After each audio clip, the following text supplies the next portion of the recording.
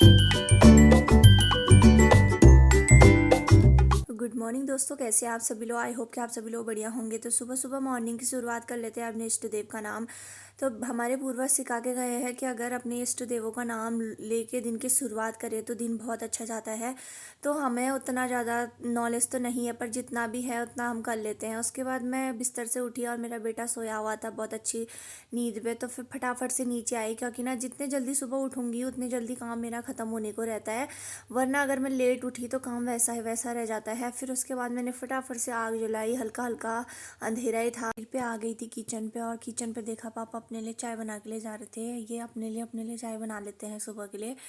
और उसके बाद मैंने फटाफट से डाला रखा सर पे और मैं चली गई थी गोट पे। और देखो मेरे गाय ने इतना ज़्यादा गोबर किया हुआ था, फिर मैंने फटाफट से इसको साफ़ किया। और ये मेरे 15 दिन की जमा पूंजी थी, यानी कि मैं जब 15 दिन अपने मायके थी तो तब से जमा रखा था ये।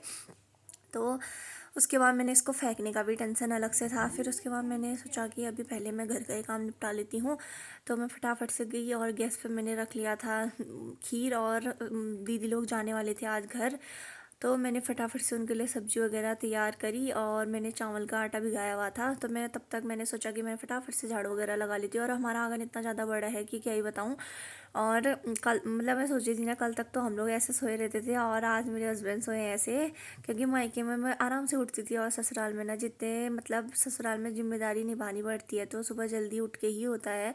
तो फटाफट से अपना काम वाम निपटाया, सब मतलब सारे कमरों की सफाई वगैरह करी, झाड़ू वगैरह लगाया और सारे बिस्तर वगैरह सब फोल्ड करे।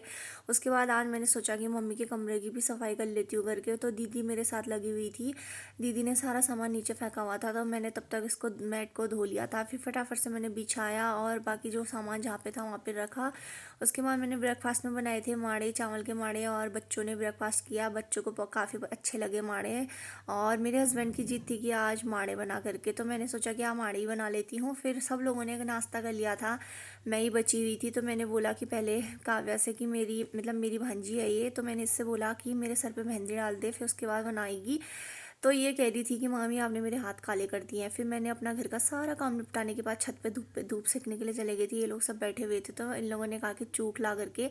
और फटाफट से हम लोगों ने चूक वूक कलाया और चूक बहुत अच्छा हो रहा था। और उसके बाद मैंने कहा चलो अपना थोड़ा बहुत मुंह पे क्रीम वगैरह लगा लेती हूँ।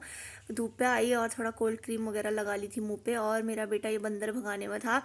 और पता है कल हमारे यहाँ पे ना ये बच्चे को बंदर ने काट दिया था। तो हमारे यहाँ बंदरों का इतना आतंक है कि क्या ही बताऊँ। फिर उसके बाद दीदी लोगों का जाने का समय हो गया था, 4:30 हो गया था। फिर दीदी लोग भी निकल गए थे यहाँ को, और मैं भी आ गई थी अपनी चाची की लकड़ियाँ लेने के लिए जंगल को। तो मैं इतनी दूर आई हुई थी घर से, और घर से थोड़ा दूर होता ही है। फिर उसके बाद चाची ने मेरे सर पे फटाफट से डुकियाँ वो डुक्के पे लकड़ियाँ डाल दी थी। लकड़ी डालने के बाद मैं घर आई और मेरे बच्चे ऐसे खेल पे लगे हुए थे।